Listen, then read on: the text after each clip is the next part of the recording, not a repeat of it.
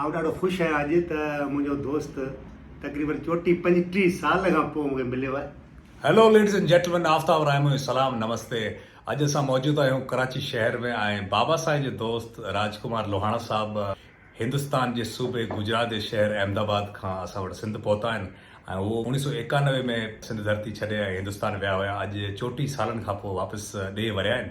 आउं चाहींदुसि त बाबा साईं हुनजो अॼाणियूं ॾियनि त पोइ वरी असां राजकुमार साहब सां कचहरी कंदासीं। जी बाबा साईं। हफ़्ता वरी महिरबानी। ऐं आउं ॾाढो ख़ुशि आहियां अॼु त मुंहिंजो दोस्त यूनिवर्सिटी में गॾु पढ़ियासीं, उहो तक़रीबन 34 साल खां पोइ मूंखे मिलियो आहे। ऐं आउं भलीकार चवां थो तव्हांखे सिंध धरती ते।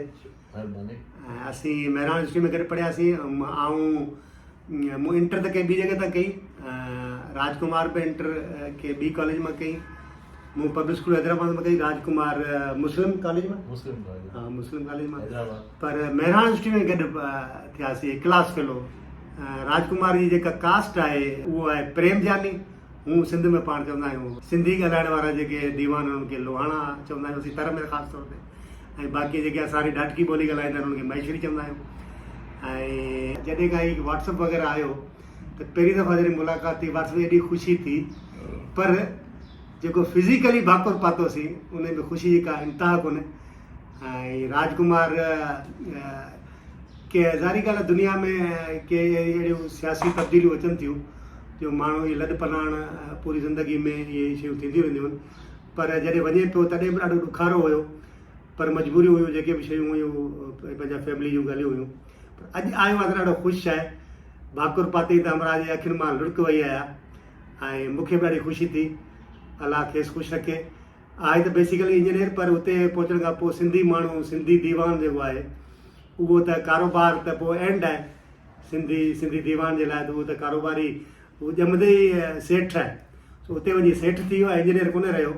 उते पंहिंजो कारोबार अथसि, थोरो रिलेवेंट आहे। बिजली जा जेका अप्लायंसिस आहिनि उन्हनि जो कमकार अथसि, ॾाढो सुठो हले थो माशाल्लाह। हाणे संदसि पुटड़ो ऑनलाइन जो कमु करे पियो। अलाह खेसि ख़ुशि रखे।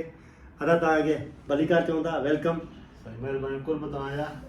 महिरबानी तव्हां कुझु ॿ लफ़्ज़ ॻाल्हायो भला। 34 सालनि खां पोइ वली मोहम्मद सां मुलाक़ात थी आहे, उहा ई असां लाइ हिकिड़ी वॾी ख़ुशी जी ॻाल्हि आहे। ॿिया दोस्त मिलिया। भला असांखे इहो ॿुधायो त हिंदुस्तान में घणो करे सिंधी जेके असांजा रहनि था त उहो केतिरी तादाद में आहिनि ऐं कहिड़नि सालनि में लॾ पलाण थी, ऐं लॾ पलाण जा मेन जेको कॉज़ आहे, रीज़न आहे, उहो छा हुयो, इहो बि तव्हां असांखे मुख़्तसर ॿुधायो। जी।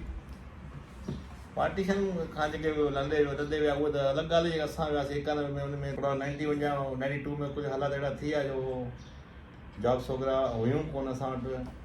इन करे सोचियोसीं हाणे जेकर नई जॉब करणी आहे त उन खां वञी उते वञी वसायूं। इन करे केतिरी तादाद में सिंधी रहनि था गुजरात में? ऐं मूं ॿुधो आहे त बॉम्बे जे भरिसां उल्हासनगर आहे जिते तमामु वॾी तादाद में सिंधी। उल्हासनगर में तक़रीबन 90% सिंधी आहिनि। 90%? हा, 90% सिंधी आहिनि। ऐं असांजे गुजरात अहमदाबाद में बि बिज़नेस जे होल्ड तक़रीबन सभु सिंधियुनि जो ई आहे। अञा पंहिंजा हितां सिंध जा जेके लॾे वेल आहिनि उहे उन्हनि जो ई होल्ड आहे। होलसेल हुजे, रिटेल सिंधियुनि जो वॾो हर लाइन में, कपिड़े जे टेक्सटाइल हुजे, मैन्युफैक्चरिंग हुजे, रेडीमेड हुजे, इलेक्ट्रॉनिक्स मार्केट में बि 90% दुकानूं सिंधियुनि जूं आहिनि पंहिंजे। तव्हां हींअर 34 सालनि खां पोइ वापसि सिंध धरती पहुता आहियो, और कहिड़ी ॻाल्हि आहे जेका तव्हां गुजरात में रही करे वधि खां वधि सिंध जी यादि ईंदी आहे तव्हांखे? सिंध जी छिक हुई जेका वठी आई असांखे हिते। कहिड़ा कर्म कहिड़ा जो असांखे वापसि धरती ॾेखारी न त असांखे त उमेदु कोन हुई अचण जी हिते। छिक हुई का अची वठी आई, ज़ोरी वठी आई असांखे हिते। महिरबानी। असां सां गॾु कुझु ॿिया बि दोस्त मौजूदु आहिनि। आउं चाहींदुसि त नरेश कुमार मुख़्तसर पंहिंजो तारुफ़ कराइनि, सिंध जे कहिड़े ज़िले सां तालुक़ु आहे ऐं हिंदुस्तान वञण जो करे तजुर्बो थियो तव्हांजो। जी सर, मां प्रियालो डिस्ट्रिक्ट खैरपुर मीरत सां मुंहिंजो वास्तो आहे। ऐं इंडिया में मां 82 में वियुसि, वरी 99 में वियुसि, 88 में वियुसि, 2004 में वियुसि, 2008 में वियुसि। हा, मूं बाक़ाइदे ॾाढो मज़ो आयो साईं वारनि सां। हुते असांजी कम्यूनिटी ॾाढी आहे ऐं साईं राजकुमार सां मिली ॾाढी ख़ुशी थी त साईं हुते वसे पियो। पर अलाह ताला जेको जिते सिंधी रहे, रब साईं हुनखे हुते आबाद रखे, असांजूं दुआऊं अथसि।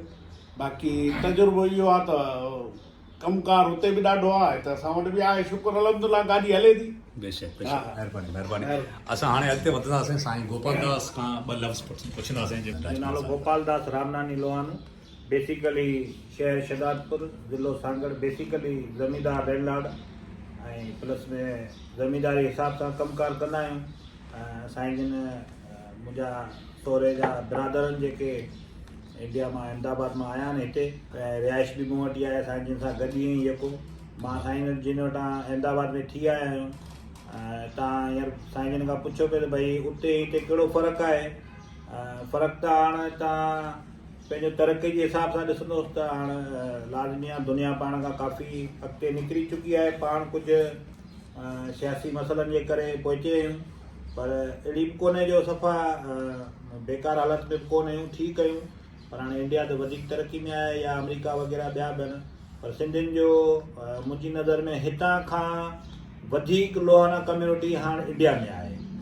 असां वटि तव्हां लोअर जेके पंचायतूं ठहियल आहिनि उते 25-30 शहरनि जो तव्हां निचोड़ कढंदव त तव्हांखे 3-4-5 हज़ार घर मिलंदा, पर तव्हां ख़ाली हिकिड़े जयपुर में वेंदव त उते 50,000 घर खाली लोहाणा हिंदुनि जा।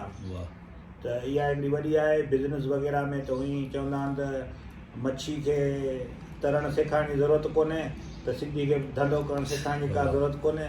त धंधे में त उअई पाण ख़बर आहे हाले न हाले। ॾाढो सुठो ॾाढो सुठो। ऐं चाहींदुसि डॉक्टर दीपक साहब मुख़्तसिर पंहिंजो तारुफ़ कराइनि कहिड़े सिंधी ज़िले में तालुक़ु आहे ऐं अॼु राजकुमार साहब पहुता आहिनि असांजी सिंध धरती ते, छा ख़्यालु आहे तव्हांजो? जी मुंहिंजो नालो डॉक्टर दीपक कुमार आहे। मां बेसिकली डिस्ट्रिक्ट सांगड़ जे शहर शहदादपुर सां बिलोंग कयां थो ऐं तक़रीबन पोयनि 35 सालनि खां हिते कराची में सेटल आहियां। हाणे ताज़ो ई मां सिविल हॉस्पिटल कराची मां as a additional medical superintendent retire थियो आहियां ऐं गॾोगॾु मां रेडियोलॉजिस्ट बि आहियां, त मां पंहिंजी रेडियोलॉजी जी प्रैक्टिस कंदो आहियां कलसरिया हॉस्पिटल में। राजकुमार असांजो ॾाढो प्यारो दोस्त आहे ऐं काफ़ी जवानी वारो टाइम असां गॾु गुज़ारियो आहे। पाण हलिया विया इंडिया 34 सालनि खां पोइ आया आहिनि ऐं उन्हनि जी दिलि जी गहराइनि सां ऐं वॾी इज़त ऐं मान सां उनजो असां आदरभाव कयूं था। राजकुमार जे आनर में मां इहे 2 लाइनूं चवणु पसंदि कंदुसि त जेके ईंदे चवंदई आ ऐं वेंदे चवंदई वेह, छॾे सारो ॾे अङण अच उनजे। बाक़ी हाणे जेको तव्हां फ़र्क़ु जेको पुछियो, जेके सिंधी इंडिया में था रहनि ऐं असां त हिते रहूं पिया शुरू खां वठी, मदर टंग आहे, वॾो प्यारु आहे, वॾी इज़त आहे असांखे पंहिंजी ॿोली जे लाइ। पर मुंहिंजा जेके 4-5 ट्रिप थिया आहिनि इंडिया जा, त जेका शइ मां नोटिस कई त शुरू वारा जेके मुंहिंजा 3-4 ट्रिप हुआ उन्हनि में मां ॾिठो त असांजा उहे दोस्त या उहे रिलेटिव जेके हितां खां माइग्रेट करे विया हुआ त उहे पाण त सिंधी ॻाल्हाईंदा हुआ, पर उनजी औलाद खे सिंधी जो हिकिड़ो लफ़्ज़ बि न ईंदो। पोइ कुझु अहिड़ी लहर उते हली या असांजा अहिड़ा कुझु लीडर्स हुआ, कुझु स्पिरिचुअल लीडर्स हुआ जिन इहा प्रीचिंग कई त बाबा हिन ॿोली खे ज़िंदा रखिणो आहे, सिंधी ॿोली खे ज़िंदा रखिणो आहे, हिन ॿोली खे असांखे अमर करिणो आहे ऐं हिन ॿोली खे वधि खां वधि वापरायो, पंहिंजे घरनि में इस्तेमालु कयो। ऐं उनजो सबूत इहो मिलियो त मां जेको लास्ट टाइम 2015 में इंडिया वियो हुअसि त उन्हनि फैमिलीज़ में, उन्हनि घरनि में जेके असांजा जेके दोस्त रिलेटिव्स या उनजे ॿारनि खे हिकु लफ़्ज़ बि सिंधी जो न हूंदो त वॾी फ्लुएंसी सां उहे सिंधी ॻाल्हाइनि पिया ऐं ईअं पियो लॻे त उहे जहिड़ा असां सां गॾु हिते सिंध में रहिया वेठा। बाक़ी बिज़नेस जे हवाले सां जेको मुंहिंजो तजुर्बो रहियो, जेके मां 8-10 जेके मेजर सिटीज़ में जेके मां वियुसि, जयपुर बि हो, अहमदाबाद बि हो, जोधपुर बि हो, त मां इहा ई ॻाल्हि नोटिस कई त उते बिज़नेस में जेको होल्ड आहे न, अॼु बि असांजी सिंधी कम्यूनिटी जो आहे, उहा सिंधी कम्यूनिटी जेका हितां खां माइग्रेट थियल आहे। Thank U. महिरबानी। सो दोस्तों हाणे ईअं त मुंहिंजी हिकिड़ी नंढड़ी गुज़ारिश हूंदी पाकिस्तानी गवर्नमेंट ऐं हिंदुस्तानी गवर्नमेंट खे त ख़ासि करे जेके सिंध जा रहाकू आहिनि उन्हनि जे लाइ वीज़ा पॉलिसीज़ जेके आहिनि उहो रिलैक्स कयूं वञनि, ईज़ीली वीज़ा ॾिनो वञे, छो जो वीज़ा एप्लीकेशन ऐं वीज़ा जो मिलणु अॼुकल्ह जे दौर में ॾाढो ॾुखियो आहे। सो इहा हिकिड़ी नंढड़ी गुज़ारिश आहे। ऐं सम्झा थो इहा पाण सभिनी जी रिक्वायरमेंट हूंदी, पाण सभिनी जी इहा गुज़ारिश हूंदी त हिंदुस्तानी ऐं पाकिस्तानी गवर्नमेंट खे इन बारे में सोचणु खपे।